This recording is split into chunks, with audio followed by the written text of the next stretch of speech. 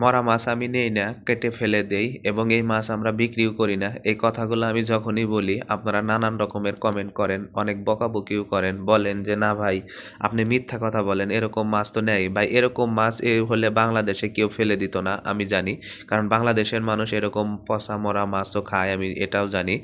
তো আমরা নেই না ভাই। আমরা কখনো মানুষকে খারাপ কিছু দেই না। ভালোটা দেওয়ার চেষ্টা করি। দেখেন এই যে আমি এই মাছগুলা কেটে ফেলায় দিতেছি। আর এইখানে দেখাইতেছি না কারণ অনেক রক্ত আছে, এটা প্রবলেম হবে। যার জন্য আমি শুধু মাছটা ফালা দেয়া দেখাইতেছি। দেখেন মাছ কিন্তু কেটে আমরা ফালায় দিতেছি। কারণ এই কলামে আছে হচ্ছে মাগুর মাছ। এই মাগুর মাছ কিন্তু আমরা খাইও না, বিক্রিও করি না। এটা শুধু রাখছি এই মরা মাছগুলা ফালাইয়া দিব আর ওই মাছগুলা খাবে। তাছাড়া এই মাছ তো পচে গন্ধ বাড়াবে, যার জন্য এরকম করে রাখা হইছে। এই পুকুরে কিন্তু আমরা তেমন মাছ চাষ করি না। এমনিতেই যা মাছ হয় এটাই। তো আপনারা যারা অবিশ্বাস করেন ভাই, আমি কখনো মিথ্যা কথা বলার চেষ্টা করি না। যেটা সত্য সেটাই বলি। আর আমার ভিডিও ভালো লাগলে একটু সাবস্ক্রাইব